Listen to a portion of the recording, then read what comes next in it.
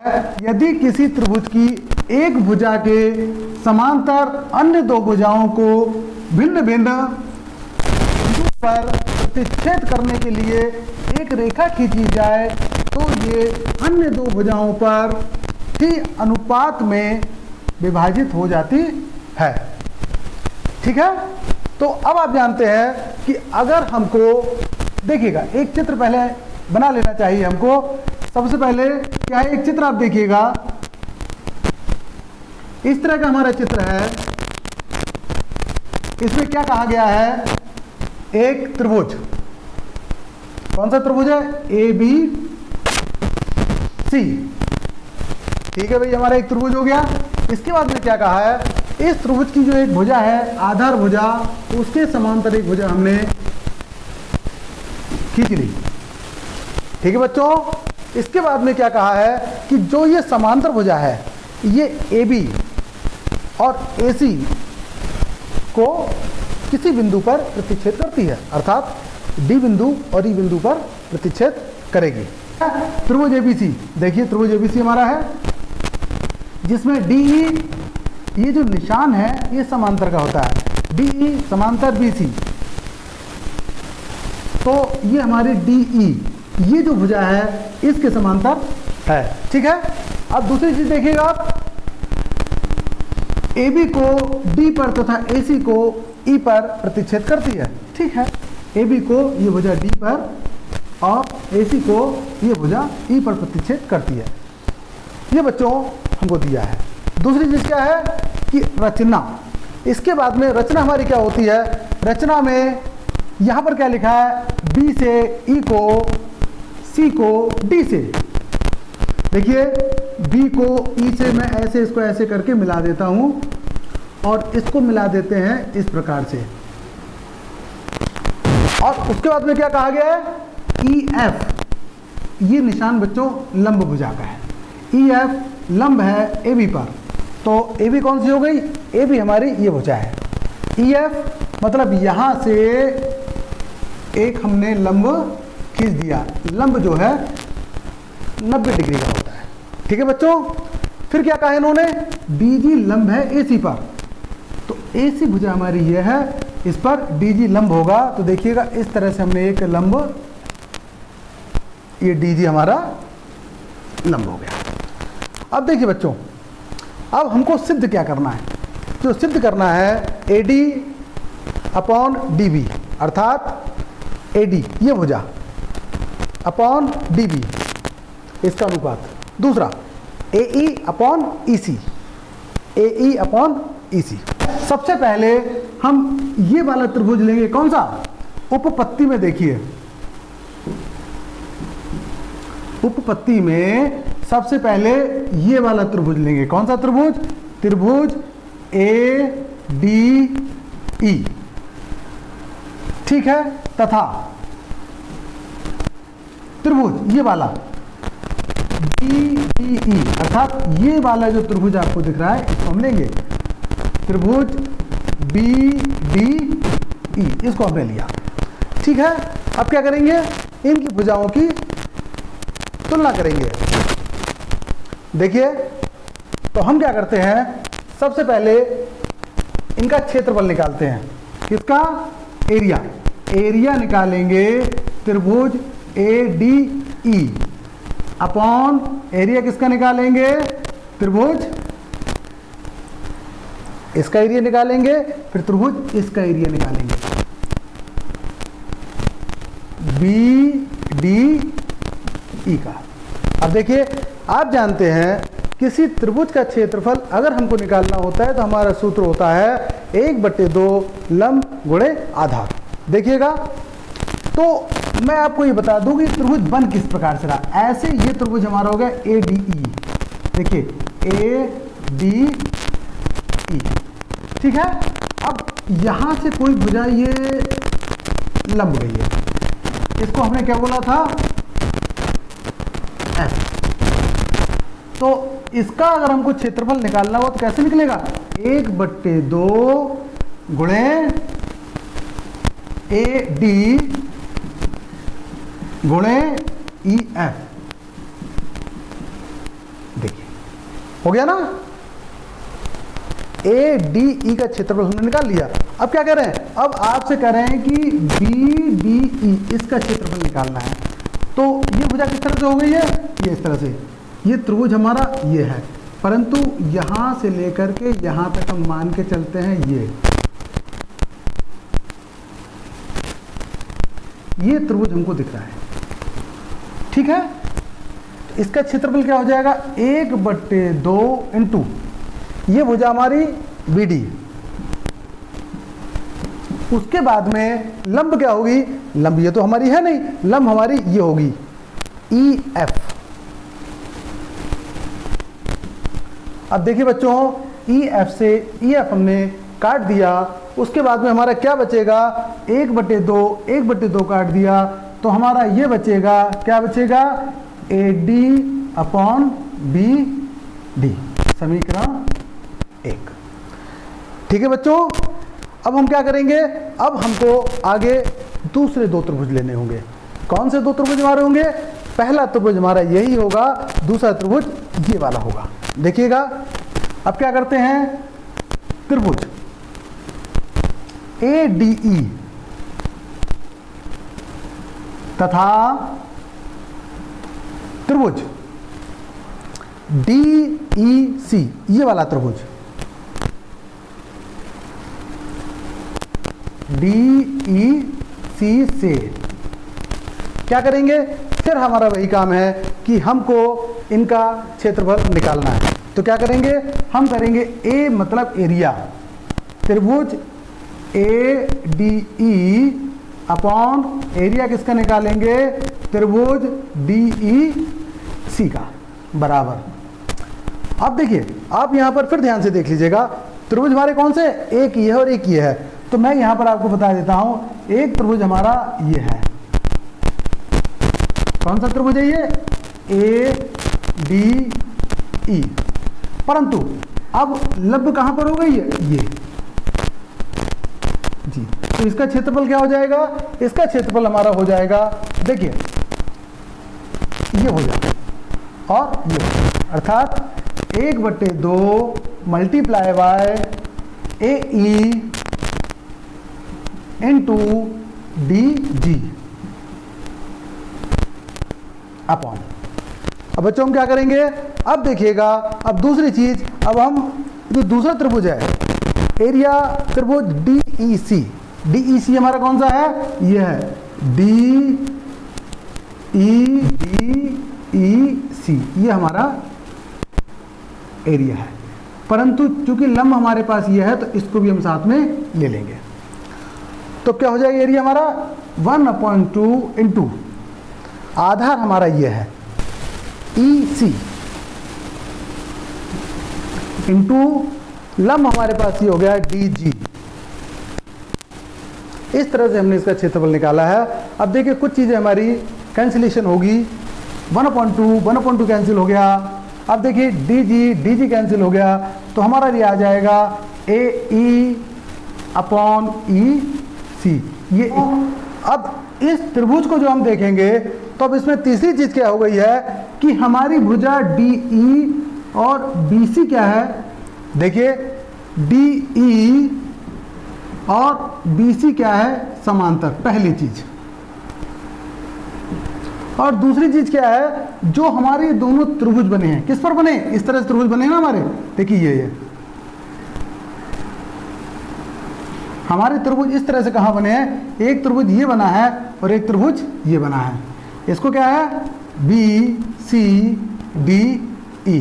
देखिए पहली चीज बी सी समांतर डी ई, ये दोनों भुजा आपस में समांतर है। दूसरी चीज ये जो त्रिभुज है ये वाला,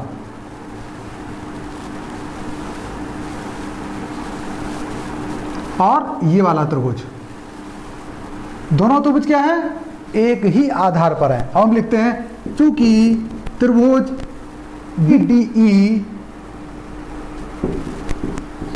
तथा त्रिभुज डी ई सी एक ही आधार पर है, पर है, इसलिए ये दोनों त्रिभुज क्या हो जाएंगे, त्रिभुज A B D B D E क्या हो जाएंगे, समरूप हो जाएंगे त्रिभुज डी ई सी के। ठीक है बच्चों, अब ये दोनों त्रिभुज समरूप हो गए, इसको हम समीकरण 3 कह देंगे। अब देखिए बच्चों, समीकरण 1, समीकरण 2 तथा समीकरण 3 से। अब देखिए बच्चों, हम समीकरण 1, समीकरण 2, समीकरण 3 की जब तुलना करेंगे तो हमारा क्या आ जाएगा, तब हमारा आ जाएगा कौन सी, ये भुजा एडी अपॉन ये पूरी की पूरी डीबी इक्वल टू, अर्थात दोनों भुजाओं का अनुपात, और आगे इस भुजा का और इस भुजा का अनुपात, अर्थात ए ई और ई सी, ए ई सी क्या होगा, ये जो हमारी भुजाएं हैं ये आपस में एक अनुपात बनाती है। यही हमको सिद्ध करना था और यही हमारी थेल्स प्रमेय थी। आज मैं आपको पाइथागोरस प्रमेय बता रहा हूँ और ये परीक्षाओं के लिए अति महत्वपूर्ण है। देखिएगा, सुनिए। पाइथागोरस प्रमेय, एक त्रिभुज में कर्ण का वर्ग शेष दो भुजाओं पर बने वर्गों के योग के बराबर होता है। ठीक है, दिया है त्रिभुज एबीसी। ठीक है, त्रिभुज हमारा एबीसी है, कोण भी 90 डिग्री का। सिद्ध क्या करना है, कर्ण स्क्वायर बराबर लंब का स्क्वायर प्लस आधार का स्क्वायर। बच्चों ये हमारा कर्ण स्क्वायर है, ठीक है, कर्ण है तो कर्ण का स्क्वायर बराबर लंब का स्क्वायर प्लस आधार का स्क्वायर, ये हमारा आ गया। अब रचना में क्या करेंगे बच्चों, बी से एसी रेखा पर एक लंब हमने खींच लिया, ये 90 डिग्री का है। ठीक है बच्चों, अब हम क्या करेंगे, देखिए उपपत्ति हमारे लिए सबसे महत्वपूर्ण होती है। उपपत्ति हम क्या करेंगे, सबसे पहले हम एक त्रिभुज ये लेंगे और बड़ा वाला त्रिभुज लेंगे, तो क्या हो गया, त्रिभुज ए बी डी तथा त्रिभुज ए बी सी में। अब बच्चों देखिए, अगर किसी दो त्रिभुज के, ये छोटा त्रिभुज है और ये बड़ा त्रिभुज है, अगर दो कोण और एक भुजा बराबर हो तो वो समरूप होता है। ठीक है ना, देखिए तो ये हमारे समरूप हो जाएंगे। क्या हो जाएगा, लिख देते हैं, त्रिभुज ए बी डी समरूप है त्रिभुज ए बी सी के। क्यों, ये लिख दिया मैंने, एंगल और साइड, ये प्रमेय के अनुसार जो हमारी प्रमेय है उसमें दिया है दो कोण एक भुजा अगर समान है तो दोनों त्रिभुज हमारे समरूप होंगे। ठीक है, तो अब हम क्या करेंगे, देखिए समरूप में भुजाओं का अनुपात निकाला जाता है, तो क्या हो जाएगा हमारा, सबसे पहले एडी ये भुजा upon A B equal to, अब देखिए बड़ा वाला त्रिभुज आ जाएगा तो उसमें ए बी भुजा बटे सी ए या ए सी। देखिए इसका क्रॉस मल्टीप्लिकेशन करेंगे तो हमारा इसका गुणा इसमें तो हो जाएगा ए बी स्क्वायर बराबर ए डी इंटू ए सी, समीकरण 1। ठीक है बच्चों, अब हम क्या करेंगे, देखिएगा अब हम लेंगे दो त्रिभुज, कौन से वाले, एक ये त्रिभुज और पूरा त्रिभुज, तो हम लेंगे त्रिभुज बी सी डी तथा त्रिभुज ए बी सी में। देखिए बच्चों हमने क्या किया है, एक बार छोटा त्रिभुज लिया है और बड़ा त्रिभुज, दूसरी बार छोटा त्रिभुज फिर बड़ा त्रिभुज। ठीक है, पहली बार ये त्रिभुज पूरा बड़ा वाला, दूसरी बार ये छोटे त्रिभुज और बड़ा त्रिभुज। देखिए अब क्या होगा, अब इसमें भी हम करेंगे, त्रिभुज बी सी डी क्या है, समरूप है त्रिभुज ए बी सी के। कैसे समरूप होगा, ये भी हमारा प्रमेय पर आधारित है, AAS प्रमेय से।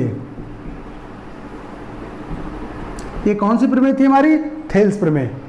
ठीक है, समानुपातिक प्रमेय, अर्थात दो कोण एक भुजा अगर समान हो तो हमारे दोनों त्रिभुज समरूप कहलाए जाते हैं। देखिएगा, अगर दोनों समरूप है तो भुजाएं भी अनुपात में होंगी। देखिएगा अब क्या करेंगे हम लोग, अब हमारा आ जाएगा, देखिए पहले ये D C upon B C equal to, अब क्या हो जाएगा, इस बड़े त्रिभुज में आ जाइए, तो इसमें भी आपकी हो जाएगी भुजा B C upon A C. Cross multiplication कर लेंगे तो हमारा हो जाएगा B C square equal to D C into A C. ये हमारा समीकरण नंबर 2। अब देखिए बच्चों, इस तरह से हमारे दोनों समीकरण आ गए। अब देखिए हम क्या करेंगे, अब जब हम दोनों समीकरणों को लेंगे तो दोनों समीकरणों को लेकर के हल कर देंगे। देखिए बच्चों,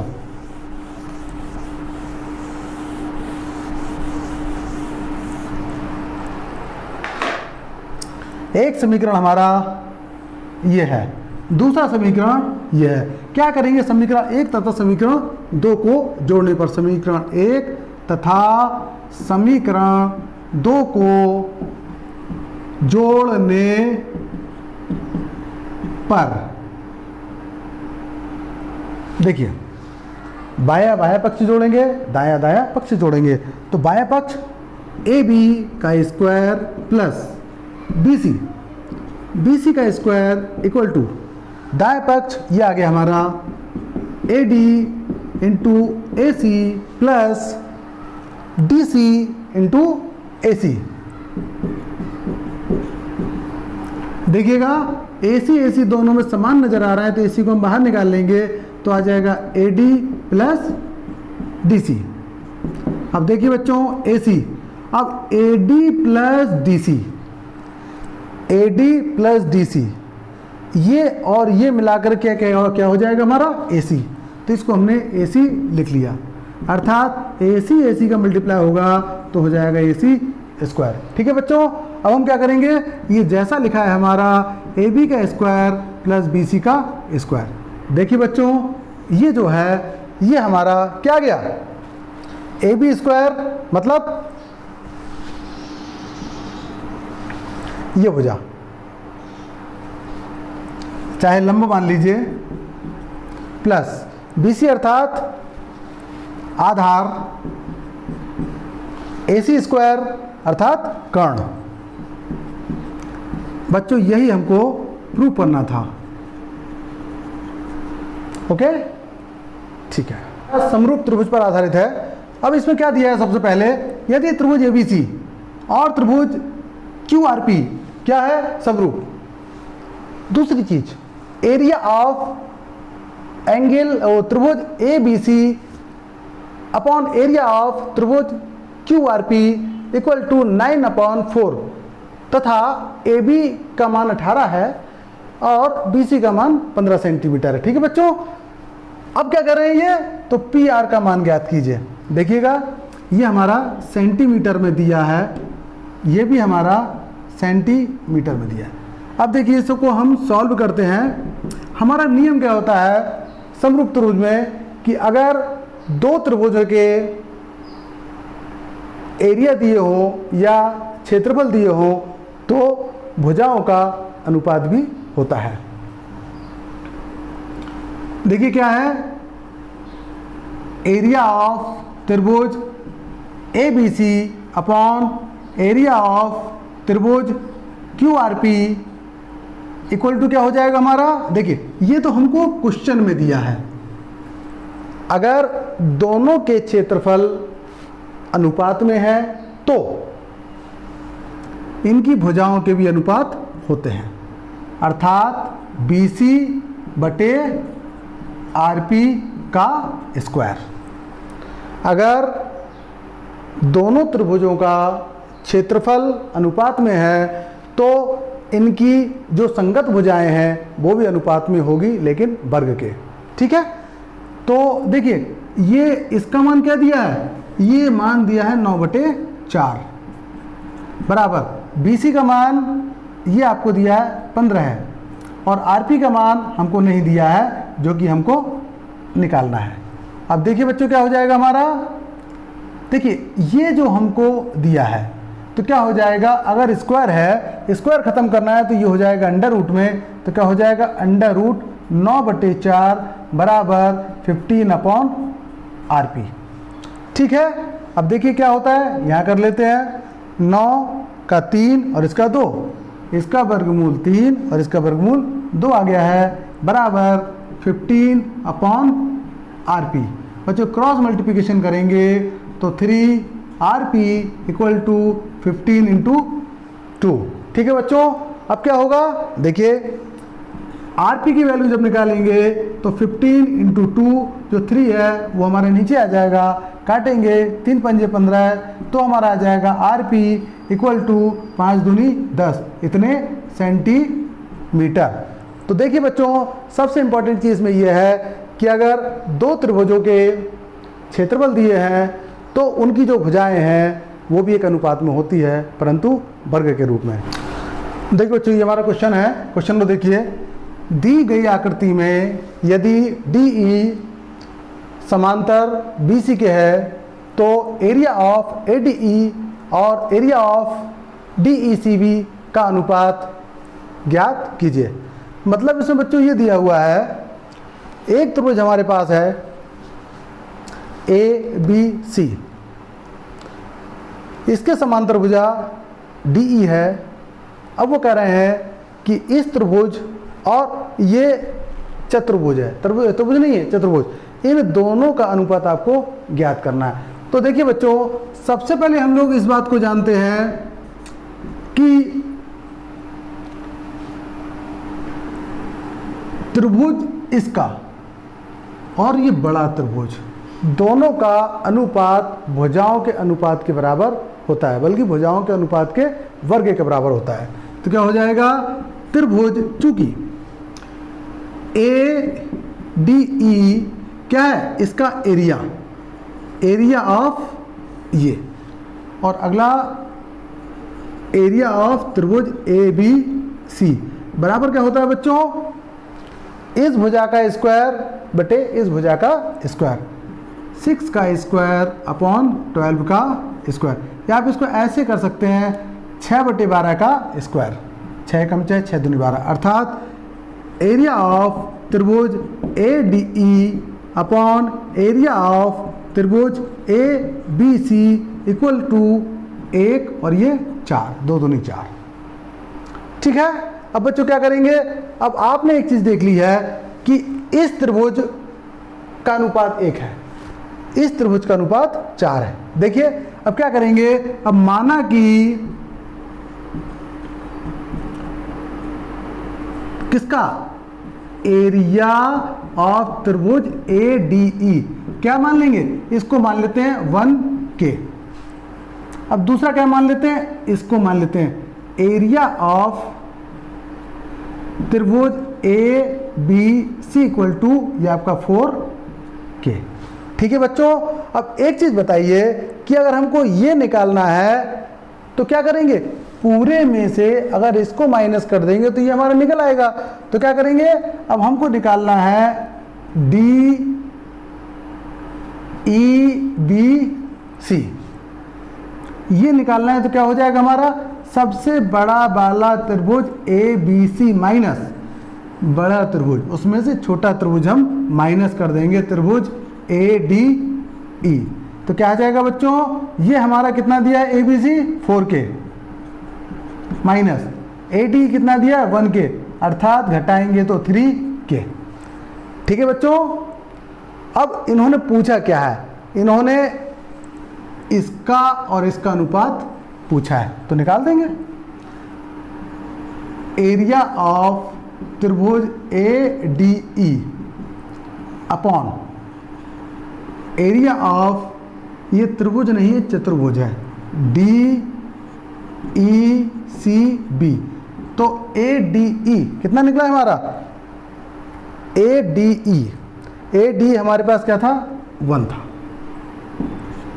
अपॉन DECB कितना है हमारे पास 3 है, चाहे तो K लिख लीजिएगा, K से K कट जाएगा, इक्वल टू 1/3, अर्थात इनका अनुपात क्या हो गया है 1:3, 1 और ये 3 अनुपात में हमारा आ गया है।